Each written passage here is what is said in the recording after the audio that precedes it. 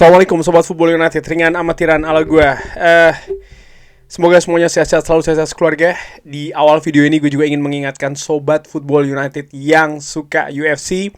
Gue juga bikin channel baru, channel Sobat UFC, di mana gue membahas terkait dengan UFC, preview, review, dan lain-lain. Masih baru beberapa video. Tapi kalau Sobat Football United suka, bisa cus langsung ke Sobat UFC, channel gue Sobat UFC. Bisa like dan jangan lupa subscribe. Saran, kritik, apapun drop di kolom komen di sana. Oke, selesai tentang Sobat UFC. Sekarang ke Manchester United menghadapi Everton. Seperti biasa ada konferensi pers dari Ruben Amorim yang akan gue bahas di video kali ini. Langsung aja sumber gue ambil dari Manchester Evening News. Ada beberapa pemain ini ya yang diinformasikan oleh Ruben Amorim absen atau akan absen di pertandingan menghadapi Everton, di mana menurut gue pertandingan ini pertandingan penting tentu saja ya. Pertandingan setelah jeda internasional, pertandingan di mana menurut gue juga Manchester United wajib untuk menang ini, karena ya Manchester United akan bertanding paling akhir menurut gue ya di pertandingan pekan tersebut, karena banyak klub akan bertanding di hari Sabtu dan juga di hari Ahad. Jadi Manchester United bisa melihat nih bagaimana rival-rivalnya untuk menuju ke papan atas ataupun juga ke perburuan untuk mendapatkan tiket kompetisi Eropa musim depan akan bertanding duluan. Dan menurut gua besar kemungkinan akan terjadi tim yang lebih diunggulkan akan memenangkan pertandingan masing-masing kalau dilihat dari jadwalnya ya. Jadi Manchester United harus menang menghadapi Everton, kalau tidak mereka bisa mulai tertinggal, dan ini tentu saja sama-sama tidak kita harapkan ya. Oke. Pertama, Ruben Amorim ini berbicara terkait dengan Benjamin Sesko. Nah, pertandingan terakhir menghadapi Tottenham Hotspur, Benjamin Sesko cedera. Akan seperti apa cederanya, dampaknya akan bagaimana? Dia akan absen selama beberapa pekan. Saya tidak tahu berapa lama, tapi ini tidak serius. Kita harus hati-hati dengan dia. Dia akan kembali pulih, dia akan melakukan pemulihan, dan kalau dia merasa lebih baik ya, dan kita berharap di beberapa pekan dia akan kembali lagi. Saya pikir ini akan kurang lebih dia akan kembali di waktu yang bersamaan ketika Ahmad dan juga Mbumo pergi ke AFCON. Saya tidak ingin mengatakan secara lebih jelas ya kapan mereka akan kembali, tapi saya berharap ketika Ahmad dan juga Mbumo ke Afrika, Benjamin Sesko ini sudah bisa kembali. Berarti mungkin sekitar akhir bulan Desember, kan perkiraan tanggal 20-an itu AFCON mulai. Dan kalau memang itu yang terjadi, menurut gue bagus gitu ya, karena di jadwal akhir tahun biasanya ini kan agak padat dan tentu saja menentukan. Manchester United sendiri akan bermain di Boxing Day, satu-satunya pertandingan di Boxing Day. Manchester United menghadapi Newcastle United, dan ya menurut gue penting ketika bermain sendirian dalam tanda kutip ya, untuk bisa mendapatkan hasil maksimal. Dan Benjamin Sesko menurut gue menjadi saat ini pun juga menjadi pemain yang vital, pemain yang diturunkan hampir selalu. Memang masih belum dalam performa yang stabil, tapi ini masih dalam rangkaian adaptasi tentu saja bagi pemain muda potensi besar yang didatangkan juga dengan harga yang mahal. Maguire dan juga Kobbie Mainoo, update-nya bagaimana? Harry Maguire tidak siap. Kobbie Mainoo tidak berlatih hari ini, tapi besok ya, ini gue bikin videonya hari Jumat, berarti diperkirakan hari Sabtu kita akan melihat bagaimana keadaan dari Kobbie Mainoo. Jadi Harry Maguire akan absen, Kobbie Mainoo ada kemungkinan absen juga ya. Oke, lalu bagaimana dengan situasi lainnya? Apa yang akan terjadi dengan pemain-pemain dari Afrika ya, terutamanya di negara-negara yang ikut AFCON ketika mereka akan cabut ke negaranya masing-masing? Kita memiliki aturan ya, ketika kita harus melepas para pemain, kita akan melihat kita melakukan pekerjaan kita untuk memelihara membuat pemain ini bisa bertahan lebih lama Tapi tentu saja ini bukan di tangan kita. Kita akan mencoba untuk melakukan segalanya untuk melindungi klub, melindungi pemain, dan juga melindungi tim nasional. Saya pikir mereka akan cabut ya 2 pekan sebelum mulainya turnamen. Jadi kita akan berusaha untuk mendapatkan sesuatu dengan federasi. Tapi kita juga membutuhkan kita butuh untuk menghormati ya apa keinginan dari tim nasional tersebut di situasi kali ini. Jadi ya ada situasi di mana biasanya 2 pekan sebelum turnamen itu diadakan, pemain-pemainnya akan memperkuat tim nasional masing-masing. Ruben Amorim ingin kalau bisa diperpanjang sedikit lah periode pemain itu di Manchester United. Tapi ini tentu saja butuh pembicaraan, butuh diskusi, dan juga mungkin negosiasi. Tapi menurut gue ya ini jangan terlalu diharapkan, artinya menahan pemain agak sedikit lebih lama. Justru konsentrasinya menurut gue bagaimana dari sekarang sudah mulai mempersiapkan skema-skema tanpa pemain tersebut ya. Mungkin menyiapkan pemain penggantinya ataupun juga skema sistem yang lainnya. Ini kan bisa juga menjadi opsi-opsi gitu. Jadi tidak hanya misalnya menggantikan si A dengan si B, si C dengan si D. Bisa jadi juga memiliki konsep yang berbeda. Bukan berarti harus mengganti formasi. Konsep jangan disamakan hanya dengan formasi saja, tapi bagaimana sistem bermain, gaya bermain, cara bermain juga. Menurut gue ini juga bisa dijadikan atau dicarikan solusi tentu saja untuk menghadapi pemain-pemain yang akan cabut di AFCON nanti. Terkait dengan pemain yang akan berhalangan ya di sekitar Natal, ini merupakan sebuah perhatian, tapi kita sudah mengetahui ada peluang untuk pemain lainnya. Kita juga memiliki pemain-pemain U21. Kita butuh untuk mengirimkan sebuah pesan ya di waktu tersebut, dan kita akan melihatnya. Tapi tentu saja ini bukan sesuatu yang ideal karena mereka juga sangat penting di tim kita, dan kita tidak memiliki squad yang panjang ya, ataupun yang terlalu dalam. Tapi sekali lagi akademi kita di momentum-momentum seperti ini, dan mereka harus siap.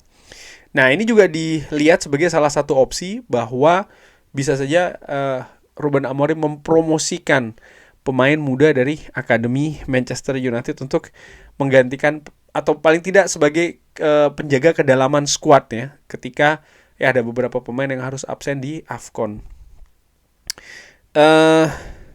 Di kompetisi atau di liga kita ya, papan klasemen ini sebenarnya tidak begitu bermasalah karena segalanya ini sangat ketat dan ini tidak relevan.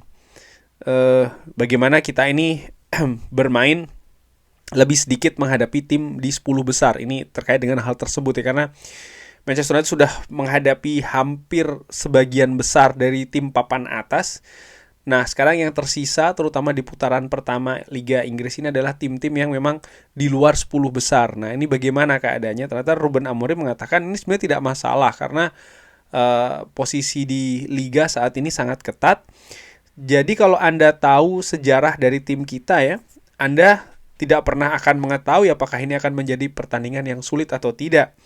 Jadi jadwal-jadwal ini yang akan menghadapi lebih banyak tim di luar 10 besar ini tidak relevan di Premier League. Dalam arti juga bahwa ya Premier League ini ketat.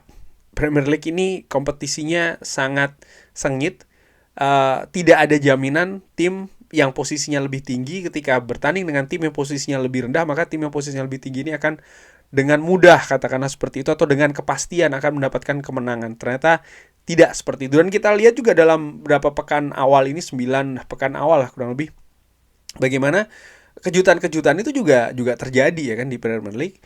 Tim yang lebih diunggulkan justru dikalahkan dengan tim yang tidak diunggulkan. Jadi Manchester United tetap harus fokus menurut gue di sisa pertandingan, terutama di putaran pertama menjelang putaran kedua nanti. Bagaimana update Lisandro Martinez dan apakah dia bisa bermain di posisi tengah? Nah, ini juga banyak ditanyakan oleh fans Manchester United, termasuk juga oleh Sobat Football United ya. Dia merupakan pemain yang cerdik ya dan bisa bermain di banyak posisi. Tapi posisi pemain tengah ini bukan posisi yang tepat untuk dia. Dia butuh waktu lebih banyak untuk bekerja di sana dan dia juga tidak bekerja di sana, artinya dia tidak bekerja di posisi lini tengah. Tapi kalau ini merupakan sebuah situasi emergensi, dia bisa bermain di sana. Namun demikian, saya tidak berpikir terkait dengan hal tersebut. Saya merasakan Licha ini lebih dekat untuk bisa tampil kembali di atas lapangan. Kita butuh hati-hati. Dia akan berjuang ya untuk mendapatkan menit-menit pertama, tapi jelas saat ini dia berada di posisi yang lebih baik daripada 2 pekan sebelumnya. Artinya semakin dekat nih dia untuk bisa kembali bermain di bersama dengan skuad Manchester United di atas lapangan, dilibatkan dalam pertandingan. Dia sendiri juga sudah berlatih bersama skuad Manchester United. Dan yang menarik terkait dengan posisi lini tengah, intinya Ruben Amorim mengatakan posisi lini tengah ini bukan posisi yang tepat untuk Lisandro Martinez. Dia bisa bermain, tapi bukan posisi yang tepat. Ini kan kurang lebih sama dengan yang pernah gue katakan bahwa ya kalau dimainkan di lini tengah dia bisa, tapi dia bukan yang terbaik bisa bermain di kapasitas tertinggi ketika ditempatkan di sana. Dan ini sudah pernah gue bahas juga bagaimana gue tunjukkan situasi-situasi ketika Lisandro Martinez ini bermain di Ajax Amsterdam, di mana dia juga bisa bermain di 3 posisi, gelandang tengah, back kiri, dan juga center back. Ya biasanya sebelah kiri juga ya di sistem 4 back, dan saat ini di Manchester United dengan sistem 3 back memang yang terbaik dia bermain di posisi center back. Oke, terkait dengan Luke Shaw, dia bisa bermain di wingback sebelah kiri. Nah, ini banyak juga ditanyakan ya, apakah dia bisa, apakah dia bagus atau seperti apa. Ruben Amorim mengatakan kalau Luke Shaw ini bisa bermain di posisi wingback kiri, tapi tentu saja ada banyak pemain ya, dan seorang pemain yang bermain di posisi itu ini sedikit berbeda dengan apa yang dilakukan di hari-hari biasanya. Dia ini lebih disiapkan untuk bermain di posisi itu, tapi tentu saja dia ini lebih dipersiapkan untuk bermain di posisi center back sebelah kiri tentu saja, tapi tentu saja dia bisa bermain di sana sebagai wingback sebelah kiri. Dia merupakan pemain yang cerdik, dan ketika dia ini fit di sebuah momentum ya, atau di sebuah waktu, saya berpikir dia bisa menjadi sebuah opsi. Artinya sama seperti Lisandro Martinez, ini yang gue artikan dari apa yang dikatakan oleh Ruben Amorim bahwa ya Luke Shaw bisa bermain di posisi wingback sebelah kiri, tapi bukan yang terbaik, bukan di kapasitas tertinggi dia bisa bermain di sana. Gue sering katakan terutama situasi fisik dari Luke Shaw ya, karena posisi wingback ini berbeda dengan fullback. Fullback masih ada cover di depannya yang bisa mungkin sebagai penyeimbang, tapi wingback intensitasnya lebih tinggi, determinasinya juga lebih tinggi, agresivitas juga diminta lebih tinggi, dan ini akan menguras fisik, di mana situasi fisik kebugaran dari Luke Shaw ini selalu menjadi tanda tanya menurut gue. Bukan selalu, gue koreksi, sebagian besar ya ini menjadi tanda tanya. Oke. Terakhir Ruben Amorim membahas terkait dengan tahun pertamanya di Manchester United. Segalanya berjalan sangat cepat. Saya pertama-tama nih berpikir tentang lingkungan yang tentu saja berbeda di Premier League, dan saya sangat excited, saya sangat tertantang ya. Lalu dengan segera saya tahu kalau kita akan kesulitan dengan beberapa hal, dan ada beberapa feeling atau perasaan ya. Dan tentu saja ini merupakan liga terbaik dunia dan klub terbaik di dunia, Manchester United. Tapi di waktu yang bersamaan ini merupakan pekerjaan yang sangat besar, dan ini akan memakan banyak atau membutuhkan banyak pekerjaan juga yang harus dilakukan. Kita menunjukkan perkembangan, tapi apa yang paling penting ya adalah ini tidak peduli apa yang kita lakukan di pertandingan-pertandingan saat ini, tapi kita tidak bisa melupakan kalau kita baru memulai sebuah poin ya, baru memulai sebuah titik, dan kita menderita banyak tahun lalu, dan kita harus mengingat-ingat hal tersebut. Kita akan bermain di setiap pertandingan seperti ini adalah pertandingan yang terakhir atau pertandingan yang pertama. Tentu saja ketika Anda menanyakan kepada saya berharap sebuah tim yang lebih mengontrol dan lebih dominan, bermain sepak bola yang lebih baik, dan yang paling penting kita berada di situasi yang lebih kompetitif. Kurang lebih apa yang dikatakan oleh Ruben Amorim, dia ingin mengingatkan bahwa proses ini baru saja berjalan. Tahun lalu kita sangat menderita, Manchester United sangat buruk. Jadi dengan apa yang didapat paling tidak sampai sejauh ini, tetap harus dilihat bahwa titik awalnya Manchester United itu sangat buruk. Dan menurut gua ini ada kaitannya dengan bagaimana mengatur ekspektasi. Mungkin di situ harapan dari Ruben Amorim, terutama untuk fans. Mungkin ada beberapa yang mengharapkan Manchester United akan secara lebih konsisten berada di papan atas atau bahkan berada di perburuan gelar juara. Menurut gua sebaiknya ditahan dulu. Kenapa? Seperti Ruben Amorim katakan, lihat apa yang terjadi musim lalu. Jadi progres itu tentu saja diharapkan ya. Tapi jangan lupa progres itu dari titik mana? Dari titik musim lalu. Peringkat 15 itu tadi ya. Dengan Ruben Amorim. Dan tujuannya itu sebenarnya apa? Ternyata Ruben Amorim dari sisi permainan ingin lebih mengontrol, ingin lebih dominan, bermain sepak bola yang lebih baik ya, dan yang paling penting bisa lebih kompetitif di kompetisi yang diikuti. Dan menurut gua ini butuh konsistensi, ini butuh kestabilan, ini butuh kesolidan.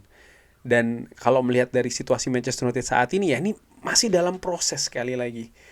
Apa yang diinginkan oleh Ruben Amorim kalau itu dipenuhi ya, lebih mengontrol pertandingan, lebih dominan, bermain sepak bola yang lebih baik dan lebih kompetitif.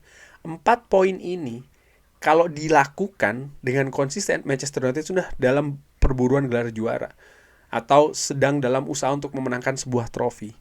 Pada kenyataannya, ya ini masih belum bisa terjadi. Paling tidak secara lebih konsisten. Jadi ya ini harus diingat-ingat betul bahwa sekali lagi Manchester United masih berada dalam perjalanan yang namanya proses.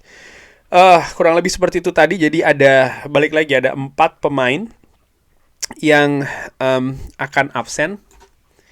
Lisandro Martinez, lalu juga Kobbie Mainoo, Harry Maguire, dan siapa lagi? Benjamin Sesko. Kurang lebih seperti itu.